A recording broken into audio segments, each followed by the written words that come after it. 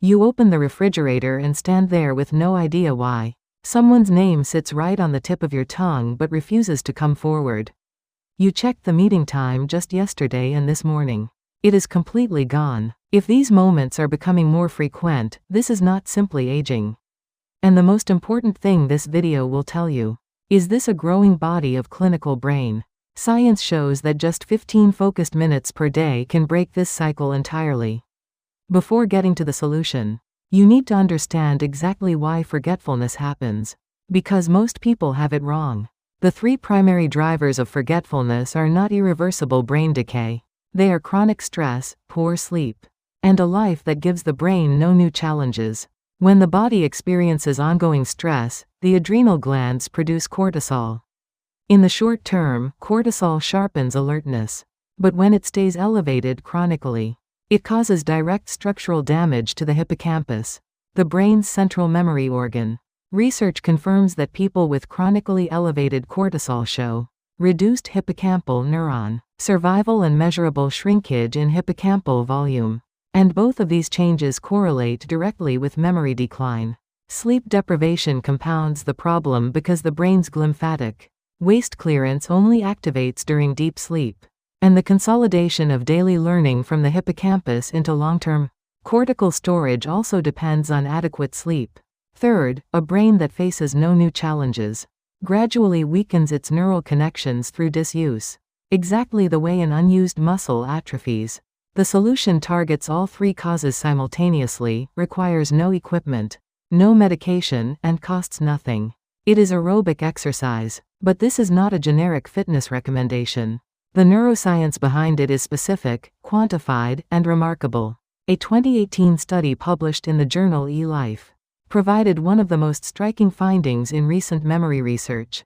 A single 10-minute bout of very light intensity exercise, at only 30% of maximum oxygen uptake, produced an immediate and measurable enhancement in the function of the dentate gyrus, a subregion of the hippocampus that is critical for pattern separation.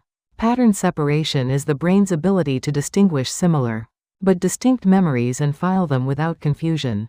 This is the exact cognitive function that fails when you confuse similar names, places, or events. A single 10-minute bout of light exercise activated this critical memory circuit immediately. The molecular mechanism runs through two pathways. The first is BDNF, or brain-derived neurotrophic factor, often described as fertilizer for the brain. BDNF promotes neuronal survival, strengthens synaptic connections, and triggers neurogenesis, the birth of new neurons in the hippocampus. Aerobic exercise rapidly elevates BDNF levels, and this increase directly enhances memory encoding in the hippocampus. BDNF also counteracts cortisol-induced neuronal damage, meaning exercise simultaneously repairs the stress-driven memory damage described above. The second mechanism involves a muscle-secreted hormone called irisin. A 2024 study published in a leading physiology journal confirmed that irisin released from working muscles during exercise crosses the blood-brain barrier, reaches hippocampal neurons, and activates multiple intracellular pathways that increase BDNF expression and support neuronal growth and survival. This is the molecular conversation between muscle and brain that explains why moving the body has such a direct and profound effect on thinking and memory. The long-term evidence is equally powerful. A randomized controlled trial with 120 older adults found that walking for 40 minutes, 3 times per week for 1 year, increased anterior hippocampal volume by an average of 2%. The control group, which only stretched, lost 1 to 2% of hippocampal volume over the same period. This means moderate aerobic exercise literally reversed brain aging in the memory center. The hippocampal growth correlated directly with improvements on memory tests and with increases in blood BDNF levels. A Dutch research team published a study in Current Biology showing that participants who exercised for 35 minutes at moderate intensity, approximately 4 hours after a learning session, retained significantly more information than those who exercised immediately after learning, or not at all. This finding reveals a precise window for maximizing memory consolidation. through exercise timing. Now here are your 3 15-minute daily protocols, each supported by specific clinical evidence. The first is the 15-minute brisk walk. Each day, walk at a pace that allows conversation, but causes mild breathlessness. This corresponds to the moderate aerobic intensity that maximizes BDNF secretion and activates the dentate gyrus. Do this either first thing in the morning or about 30 minutes after a meal. If you have important information to retain on a given day, study or review it first. Then walk approximately 4 hours later.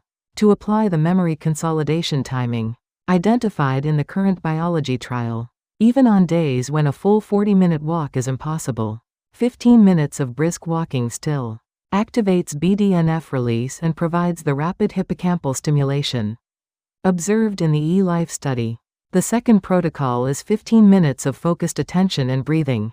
A study from a major university gerontology research center confirmed that 10 to 15 minutes of daily mindfulness meditation produces measurable improvement in attention control.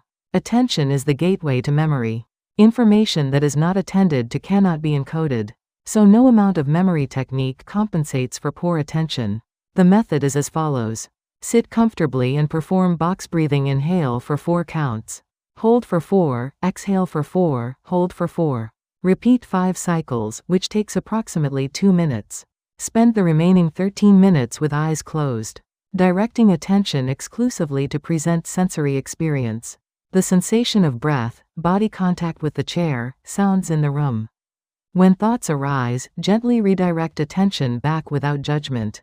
This practice activates the dorsolateral prefrontal cortex, the brain region responsible for working memory capacity, and regular practice has been shown to lower chronic cortisol levels directly, addressing the hormonal root of memory damage. The third protocol is 15 minutes of active memory training, using spaced repetition. Research evidence consistently shows that active recall at spaced intervals dramatically outperforms rereading for long-term retention. One study found that students who only reread material forgot 56% of it within 2 days, while those who practiced spaced active recall maintained significantly higher retention rates. The 15-minute structure is as follows. Spend the first 5 minutes writing or speaking out loud 5 things you want to remember from today. Spend the next 5 minutes trying to recall, without looking at notes, the key content from 3 days ago. Write down everything you can retrieve.